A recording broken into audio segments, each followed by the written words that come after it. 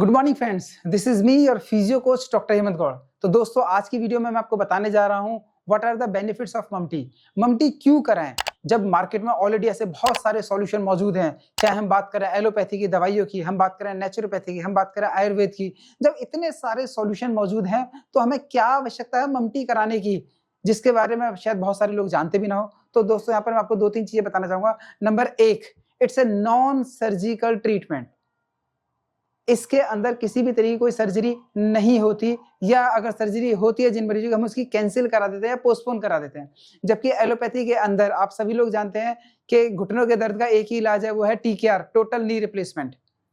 दूसरा दोस्तों, it's non medicated, यानी कि इसके अंदर या तो दवाइयों का बिल्कुल प्रयोग नहीं होता या नाम मात्र को प्रयोग होता है। तो मरीजों को बहुत महंगी दवाइयां खाने की आवश्यकता नहीं है, लंबे समय तक खाने की आवश्यकता नहीं है। नंबर तीन, लॉन्ग लास्टिंग इफेक्ट। दोस्तों, नो डाउट इस विषय में खैर कोई दो राय नहीं है कि होम्योपैथी और आयुर्वेद के अंदर भी बहुत अच्छे अच्छे इलाज दिए जाते हैं, लेकिन वो ट्रीटमेंट में आराम सिर्फ तभी तक रहता है जब तक पेशेंट दवाइयां खाते रहता है। जैसे ही पेशेंट दवाई खाना छोड़ देता है, वापस उसको दर्द आ जाता है। और सबसे बड़ी बात दोस्तों, जो ममटी का सबसे बड़ा बेनिफिट है, जो ना तो एलोपैथी में है, ना आयुर्वेद में है, ना ही होम्योपैथी में है।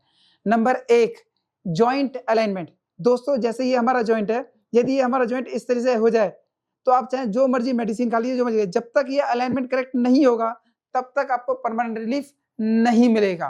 तो कहीं ना कहीं ममटी टेक्निक की मदद से हम पेशेंट के जॉइंट को, अलाइनमेंट को करेक्ट कर देते हैं।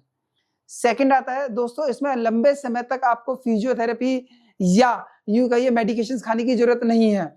आमतौर पर मरीजों को शिकायत रहती है कि भाई जब जब हम फिजियोथेरेपी कराते हैं तब तब हमें आराम रहता है, जैसे ही हम कराना छोड़ देते हैं तो वापस हमारे दर्द आ जाता है।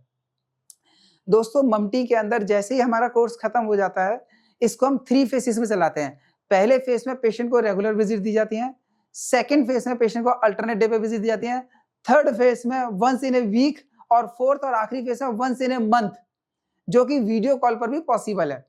तो एक समय के बाद पेशेंट खुद अपने एक्सरसाइज की मदद से अपने आप को स्वस्थ रह सकता है।